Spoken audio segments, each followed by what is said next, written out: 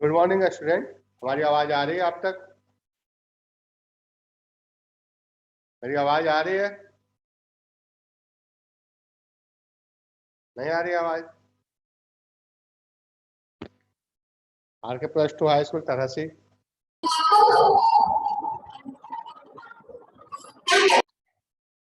तो हम लोग आज फिर फिजिक्स में मैं अभिषेक दुबे आपको सेट टू जो झारखंड जैक के द्वारा जेसीआरटी के द्वारा जो मॉडल सेट दिए गए हैं जिस वैसे ही क्वेश्चंस आपके अगले मंथ में जो टर्म वन एग्जामिनेशन होने वाली है उसमें पूछे जाएंगे। तो उसमें मैं सेट टू, आज पिछले क्लास में मैंने सेट वन कराया था, आज सेट टू मैं कराऊंगा। तो आप लोग सभी लोग अपना सेट टू क्वेश्चन अगर आपके पास है तो आप उसको निकाल लें। अवेलेबल है या मैंने ग्रुप में भेजा भी है कि आपने प्रिंसिपल्स को कहें कि वो आपको ग्रुप में अवेलेबल कराएं या प्रिंट आउट अवेलेबल कराएं। तो हम लोग set to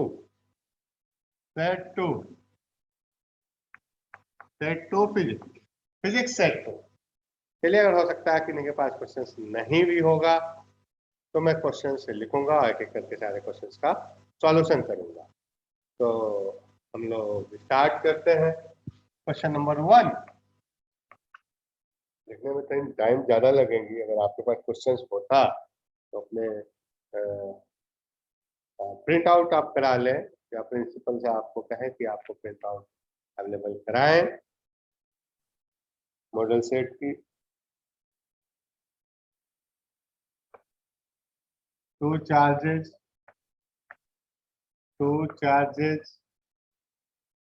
of equal magnitude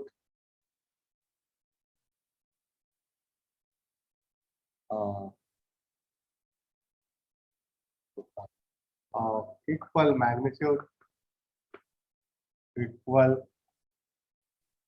magnitude Hindi में लिखूं क्या? Magnitude kept at a distance d, kept at a distance d apart, distance d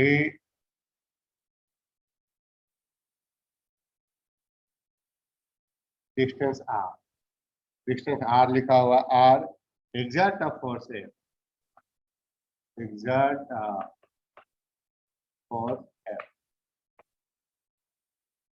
on each other, on each other. If the charges are half, if the charges are half and distance between them. Sir Hindi में लिखिए ना sir. आपके पास question है model set to, आप लेकर बैठिए। आप model set to जो जेसीआरटी ने दिया है वो आपके पास अवेलेबल है, नहीं है तो प्रिंसिपल साहब को कहिए, आपको अवेलेबल कराएंगे, आपको प्रिंट आउट देंगे या आप डाउनलोड कीजिए। कोई कहेगा हिंदी में लिखे, कोई कहेगा अंग्रेजी में लिखे, आपके पास उसमें हिंदी में भी लिखा हुआ है।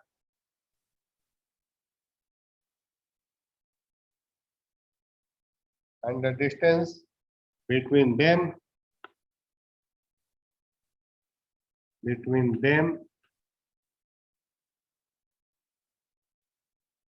is doubled.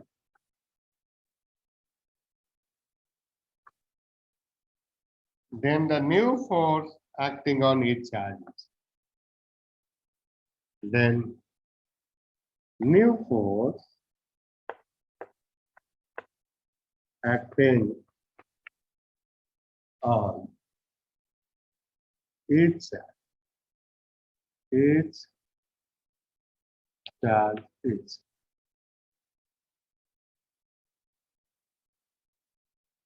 First option F by 8.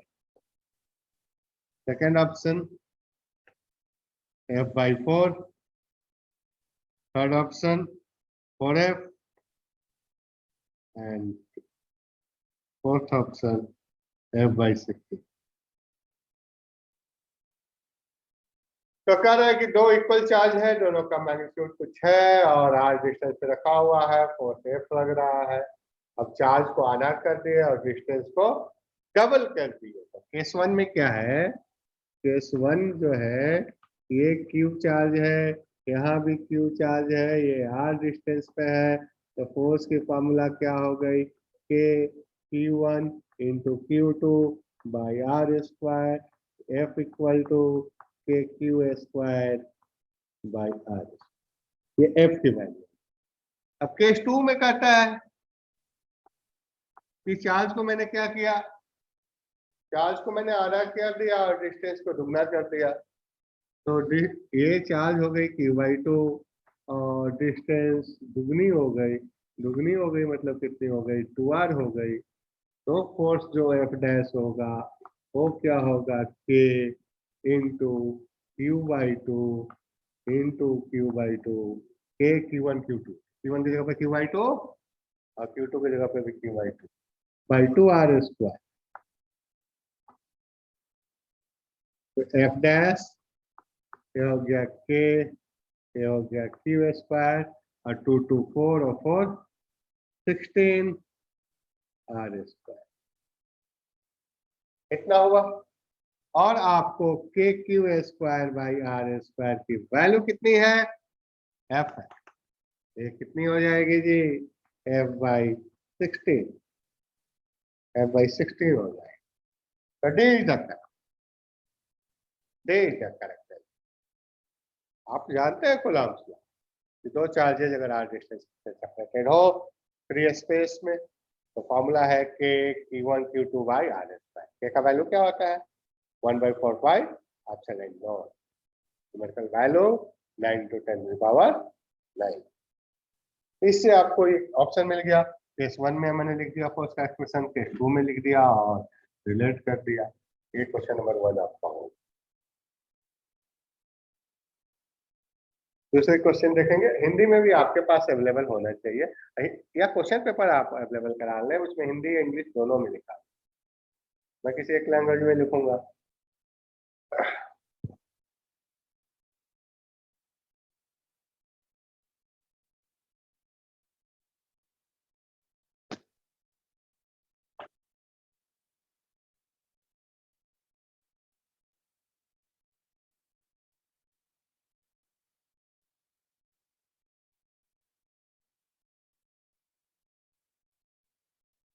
उसके बाद question number 2, which of the following, which of the following is the SI unit of electric? Which of the following is the SI unit of electric field? Electric field, विद्युत क्षेत्र का SI मात्रक क्या है? First option. बहुत आसान question होने वाले हैं आप लोगों के एग्जाम में, इसलिए आप लोग को आराम से पढ़ाया गया है थ्योरी में, उसको आसानी से करें। डी क्या है, वोल्ट। डी क्या है, न्यूटन पर कूलम। तो कौन सा ऑप्शन सही है, आप बताएंगे कौन सा ऑप्शन सही है? डी। हाँ, वेरी गुड। तो E इक्वल टू फॉर्मूला क्या है, F/Q, force acting per unit test charge. तो फोर्स का होता है न्यूटन और चार्ज का होता है कूलम। तो Newton per coulomb, D is the correct, D is the correct. तो ये हम लोग करेंगे। उसके बाद नेक्स्ट जो है आपका क्वेश्चंस पे लिखे, क्या क्वेश्चंस आप प्रिंट आउट कर लें, डाउनलोड कर लें, उसको प्रिंट आउट कर लें, इसको मेरे टीचर्स या प्रिंसिपल साहब का लेवल कराएंगे। नेक्स्ट है, बहुत अच्छा क्वेश्चन है next. When electric dipole is placed, when electric dipole, when electric dipole is placed, when electric dipole is placed in uniform electric field, electric field, electric field, it experiences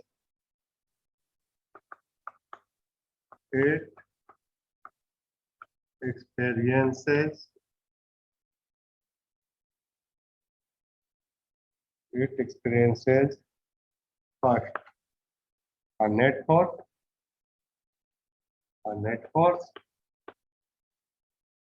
second a torque, next both net force and torque, net force and torque, and they neither a net force nor a torque, neither a net force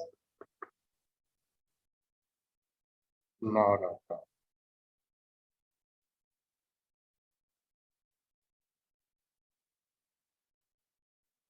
तो uniform electric field में अगर है, uniform electric field में dipole plate, तो आप देखो इसके force इधर लगेगा क्यू और इससे फोर्स इधर लगेगा, नेट फोर्स क्या हो जाएगी, इक्वल है ना अपोजिट, तो फोर्स क्या हो जाएगा, जीरो। और यह कपल विल बी फॉर्म, युग्म का निर्माण हो रहा है, तो क्या होगा, इस पे टॉर्क जनरेट होगा। तो यूनिफॉर्म इलेक्ट्रिक फील्ड में है तो सिर्फ टॉर्क लगेगा, ओनली टॉर्क, और नॉन यूनिफॉर्म अगर देता तो टॉर्क और फोर्स दोनों, क्योंकि फोर्स क्यों जीरो हो गया जी, क्योंकि इधर जितना फोर्स लगेगा F equal to Q E, Q same है, ई सेम है, इस पे इधर फोर्स लगेगा, दोनों फोर्स इक्वल और अपोजिट है, कैंसल आउट हो जाएगा, जीरो हो जाएगा, तो सिर्फ इसमें टॉर्क लगेगा। नॉन यूनिफॉर्म होता तो दोनों ना। तो इस क्वेश्चन को आप लोग नोट कर लें, जल्दी जल्दी नोट करें।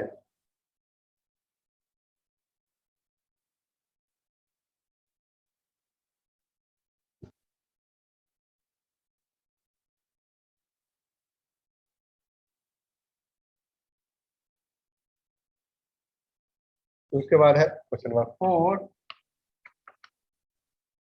1 volt equals to 1 volt equals to, पहला 1 जूल, दूसरा A option, B option 1 coulomb by 1 joule, 1 joule by 1 coulomb, and D 1 joule coulomb. तो वोल्ट क्या होता है, पोटेंशियल क्या होता है, work done for unit charge, potential होता है work done for unit charge. ये पोटेंशियल की फॉर्मूला आपके टीचर्स ने बताई, मैंने भी बताया। तो वर्क डन क्या यूनिट हो गया, जूल, और चार्ज की कूलम, तो 1 है इसलिए 1 जूल पर कूलम से इज रखा है। वोल्ट क्या होता है, वर्क डन बाय चार्ज। तो बिल्कुल इस ढंग से आप ये क्वेश्चन भी कर लिए। नेक्स्ट हम लोग चलेंगे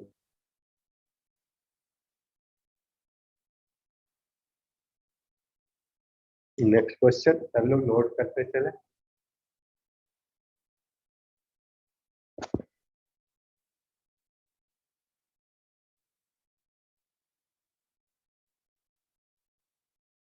के बाद next question, if a dielectric slab, if a dielectric slab, a dielectric slab is introduced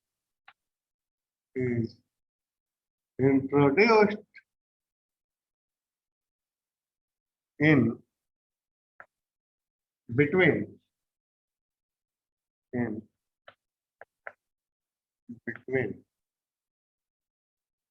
the two plates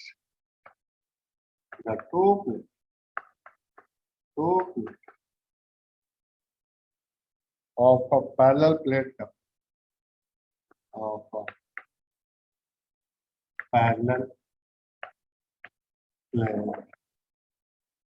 capacity.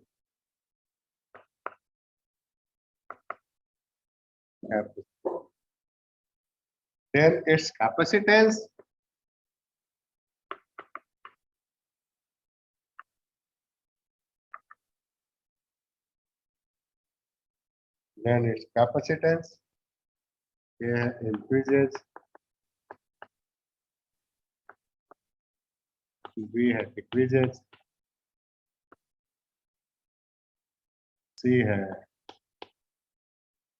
remains same.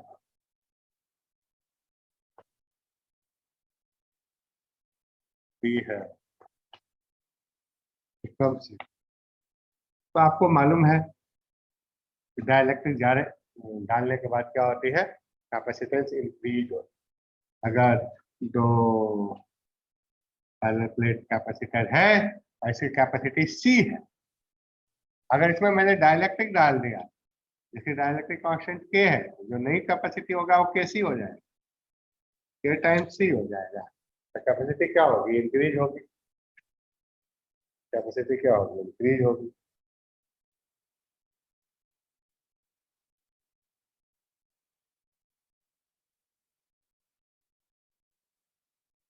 Value of absolute permittivity लिख लीजिए, सभी लोग नोट कर लिए। छोटे क्वेश्चन है, डायरेक्ट क्वेश्चन है, आपको 35 मिनट भी नहीं लगेगा। तो ऐसे क्वेश्चन के लेवल और स्टैंडर्ड होने चाहिए।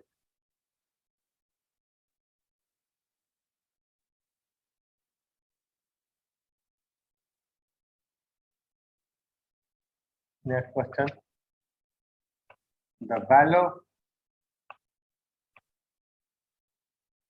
of absolute permittivity. Absolute permittivity.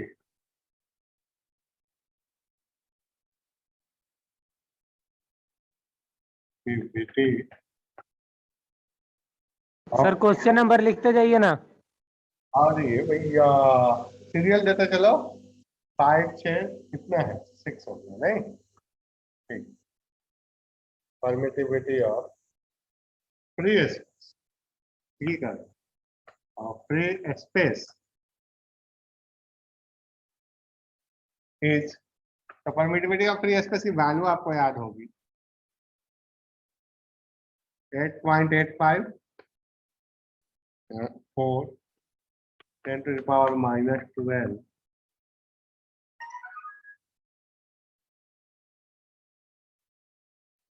Coulomb square पर न्यूटन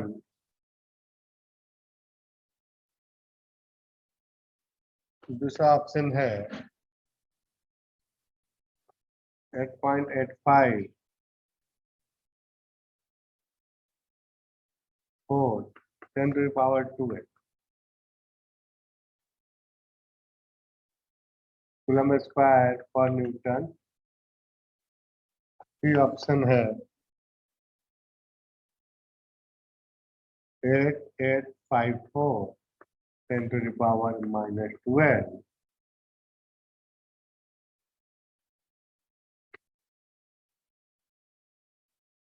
ऑप्शन डी है 8.854 10 to the power 15 15। कौन ऑप्शन सही है जी? ए। ए इज द करेक्ट, बहुत अच्छा।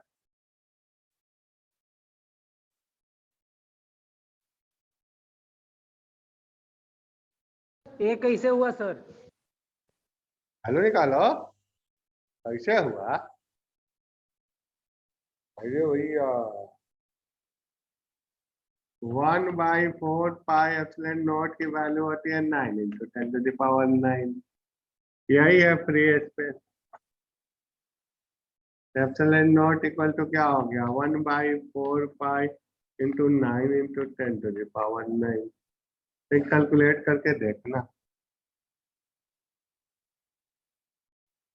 याद रखना है।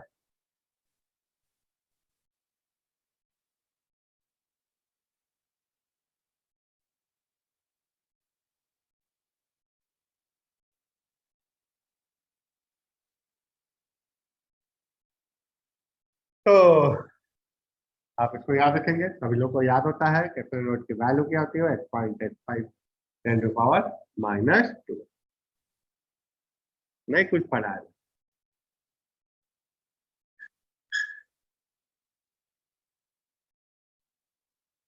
एक दिन में कितना घंटा? हाँ, नहीं बात। The region of constant potential.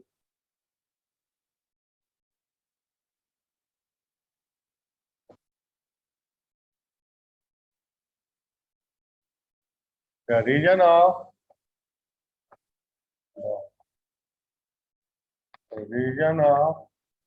Constant potential. बहुत अच्छा question. Constant potential, region of constant potential. पहला option A, electric field is uniform. Electric field is uniform. दूसरा, इलेक्ट्रिक फील्ड इज जीरो। ये 7 नंबर है नहीं? Electric field is zero. Electric field is zero. तीसरा option, there can be charge inside the region.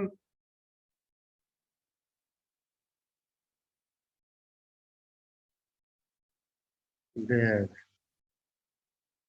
can be charge inside the region.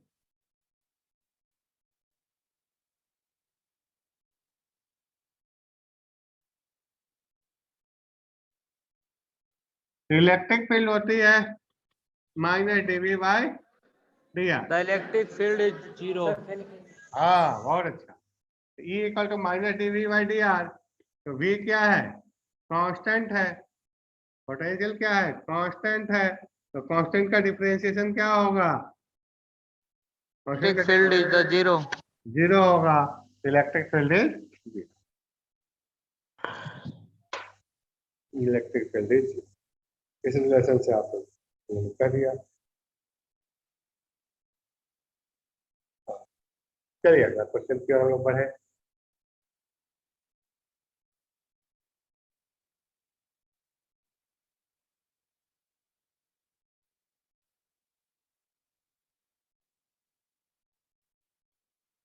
के बाद next question 8 number. इतने आसान आसान क्वेश्चन आएंगे तो आप 100% कर जाएंगे। Which which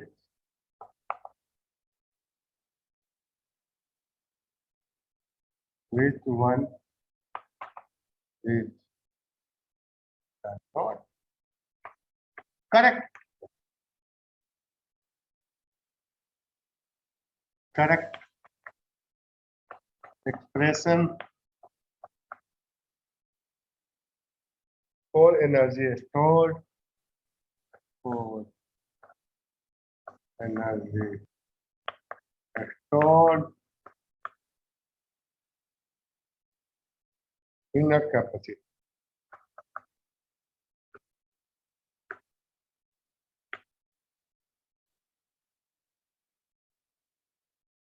option A half C V square, option B Q square by 2c, option C half Q V, option D Q V. कौन सा ही नहीं है? डी। हाँ D sir Q V square. हाँ, एनर्जी स्टोर का formula आप लोग कोई भी एक फॉर्मूला याद रखना, हाफ सी वी स्क्वायर। इसमें सी का वैल्यू बैठा हो क्यू के टर्म्स में आएगा, वी का वैल्यू बैठा हो सी के टर्म्स में आएगा। तो ये तीनों एक्सप्रेशंस हैं एनर्जी स्टोर्ड के, तो ये नहीं। Yes sir. Next,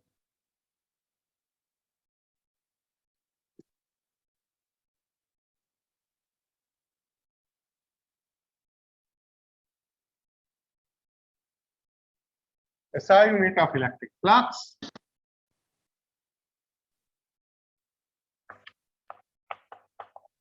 SI unit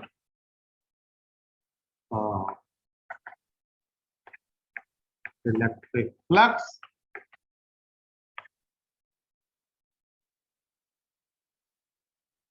option A newton per coulomb, option B joule per coulomb, option C newton per coulomb metre square है, ठीक है। Option D newton per coulomb metre. तो कौन सही है? डी। हाँ newton per coulomb metre square. हाँ, flux equal to क्या होता है? E dot S, electric flux equal to E dot S. E equal to क्या है? F by Q. एफ का क्या हो गया जी? न्यूटन। क्यू का क्या हो गया? कूलम। और एस का क्या हो गया? Metre square. एस तो एरिया ना है, जी। तो ये हो गया newton per coulomb metre square. Square answer C sir. ठीक है सर, बहुत अच्छा। Yes sir.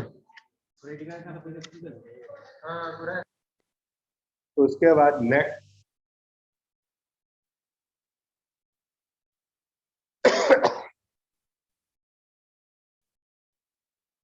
नेक्स्ट है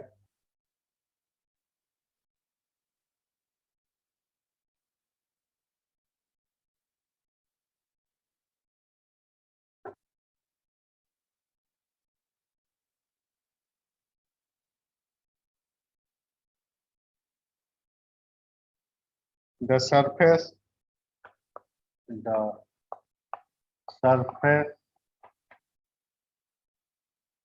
considered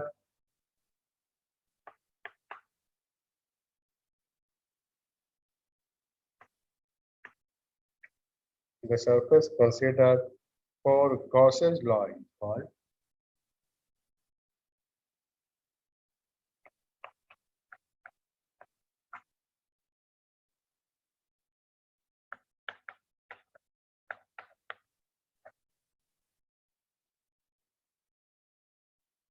क्वेश्चन नंबर भी लिखिए सर, क्वेश्चन नंबर भी लिखिए।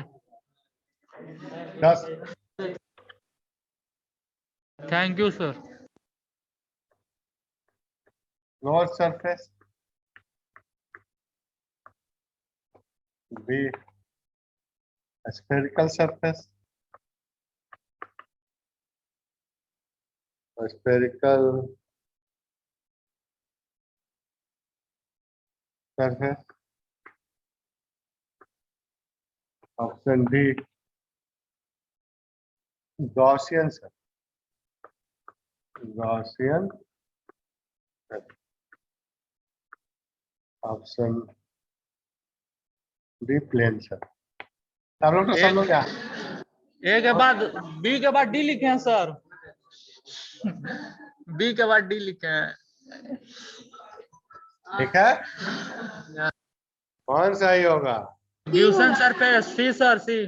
Gaussian surface. Yes, Gaussian surface. समझाइए ना सर।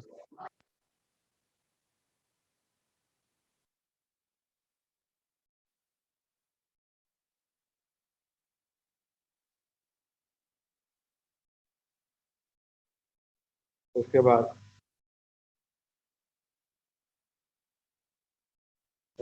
बाद है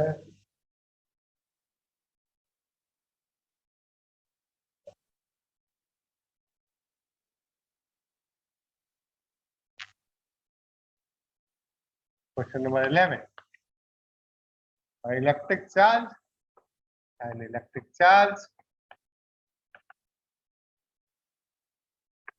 Electric charge.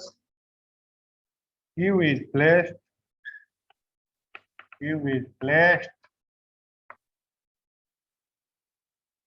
at the center of the tube. At the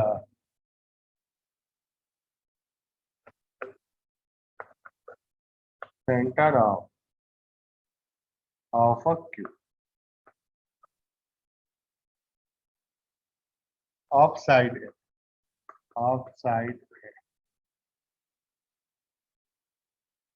The electric flux on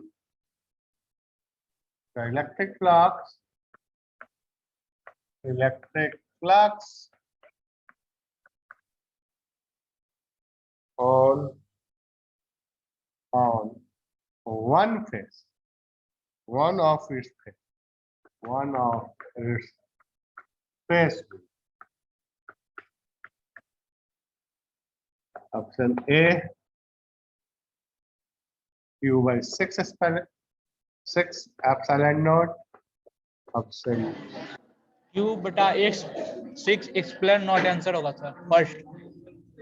बहुत अच्छा। Thank you sir.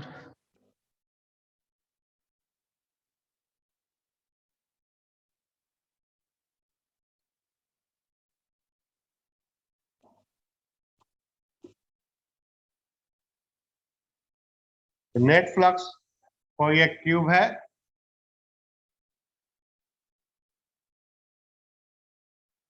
इसके अंदर कोई चार्ज क्यू है, तो net flux, total flux from all faces कितना होगा? Q by epsilon not, charge enclosed by the surface divided by epsilon not, यही होता है। और वन क्यूब में कितना फेस? 6 फेस, तो वन फेस से कितना होगा? वन फेस से टोटल 6 फेस का इतना है, तो वन फेस से 1/6 क्यू बाई एप्सिलॉन। तो ये है। Next,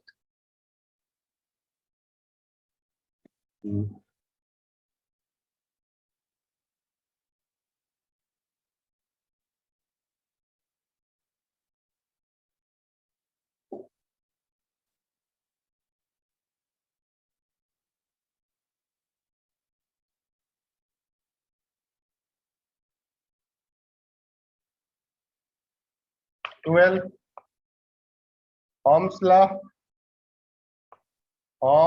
law is followed by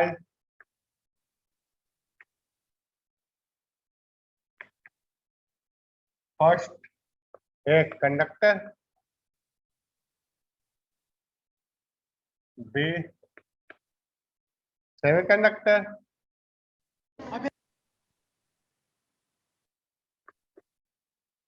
C insulator, D both A and B। कौन सा है? First conductor. सेमीकंडक्टर डायोड में ओम्स लॉ का आप ग्राफ नहीं देखते होंगे। ओम्स लॉ में क्या है कि potential directly proportional to current. Ohm के नियम का पालन किया जाता है तो चालक। ठीक है, तो बहुत अच्छा। Yes sir, thank you. तो बस next,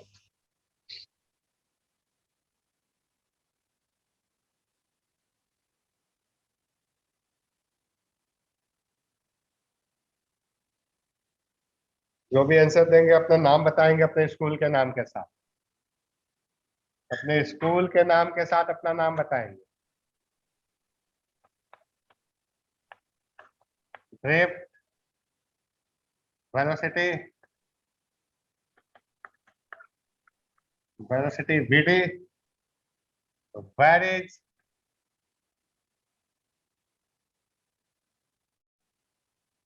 with the intensity of with dog with जो है ये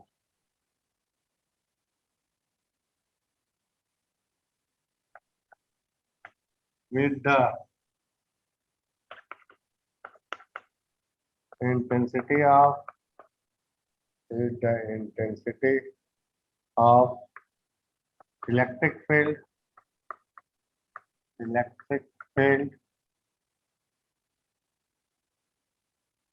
as per the relation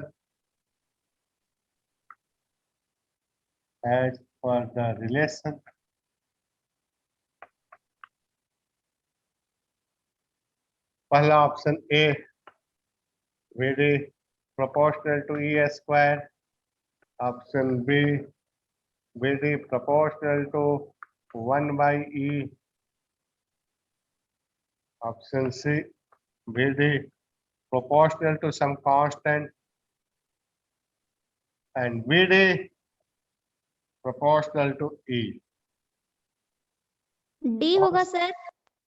नाम बताइए VD अपने स्कूल बी समानुपाती ही होगा सर, बीडी समानुपाती डी। भी कौन बोले नाम बताइए। प्रसिद्ध कुमार। किस स्कूल से हैं? स्कूल का नाम बताइए। RK+2 हाई स्कूल तरह से। अच्छी बात। कौन होगा? D.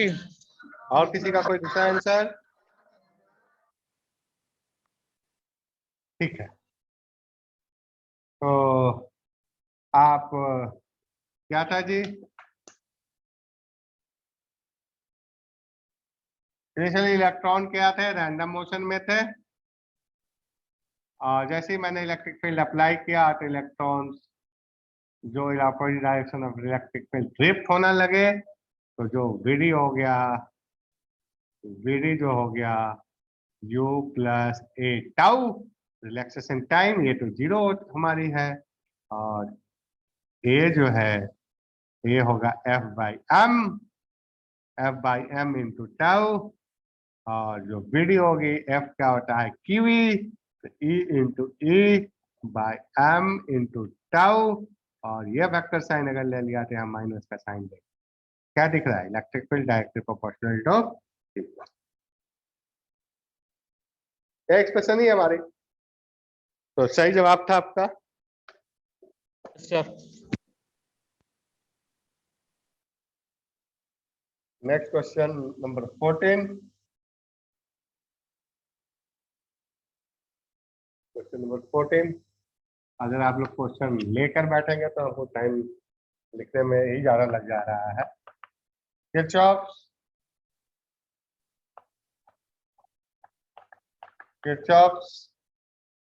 Junction rule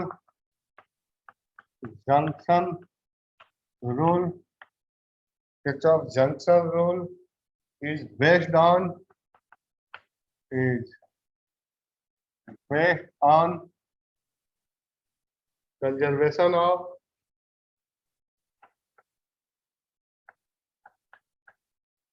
conservation of first mass, second charge, third energy, fourth none of this.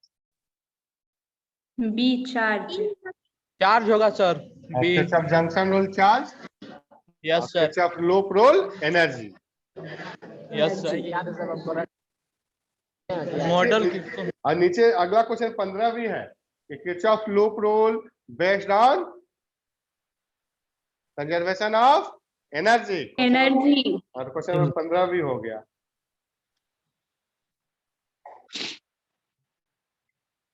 Question number 16,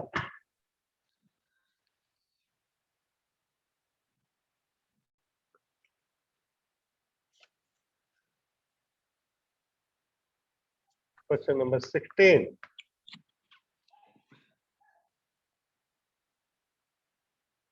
the resistivity of material. The resistivity of material. के सर हाँ? 15 14 के बाद 15 अब 15 तो हम बता ही दिए कि पूछ रहा है Kirchhoff rule rule based on conservation of energy. Energy. Junction rule charge, loop rule energy. Question number 16. इसीलिए नहीं देख पाया. The resistivity of material of conductor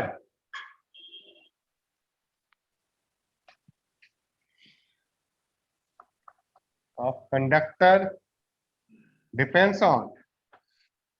question हम पिछले Temperature. हाँ डायमेंशन पे नहीं डिपेंड है. लेंथ, दूसरा एरिया, तीसरा टेम्परेचर, चौथा none of this. Resistivity dimension of conductor पे डिपेंड नहीं करता. किस पे डिपेंड करता है? टेम्परेचर पे. Resistivity rho equal to rho naught into 1 plus alpha delta T. ये टेम्परेचर डिपेंड नहीं, तो टेम्परेचर पे डिपेंड करेगा, डायमेंशन पे डिपेंड नहीं.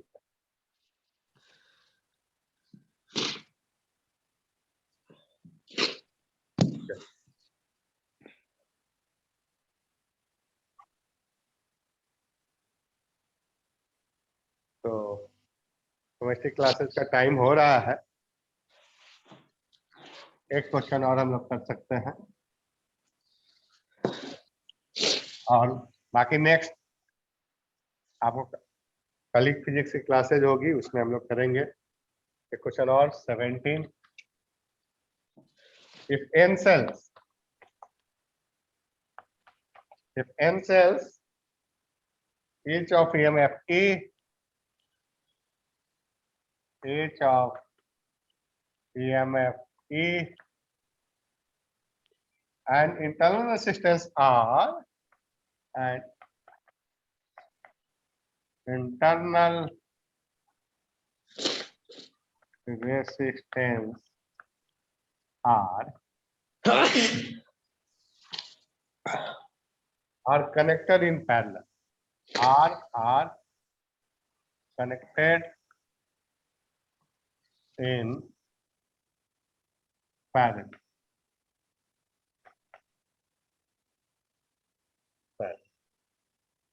Then total EMF and internal resistance will be then total EMF and internal resistance will be and internal resistance will be the total resistance and internal resistance will be. पहला देखो option E और ये है R/N. दूसरी option E NR, option C NE,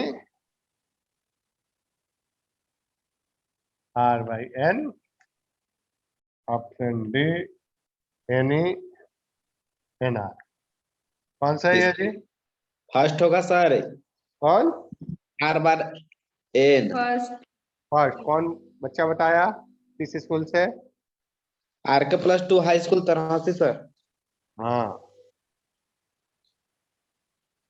तो चलिए, तो यही दिक्कत पैरेलल है तो EMF चेंज नहीं होगी. और इक्विवेलेंट रेजिस्टेंस क्या होगा? 1/R1 + 1/R2 + 1/R3 और R इक्वल R/N आ जाए. यही दिक्कत है. तो यहाँ तक हम लोग किए हैं. नेक्स्ट रेस्ट क्वेश्चंस हम लोग अगले क्लासेज में करेंगे. सारे सेट्स को हम लोग करेंगे. कुछ फिर मैं अपने क्वेश्चंस भी बताऊंगा. तो आप लोग करते रहिए, पढ़ते रहिए. Okay, thank you.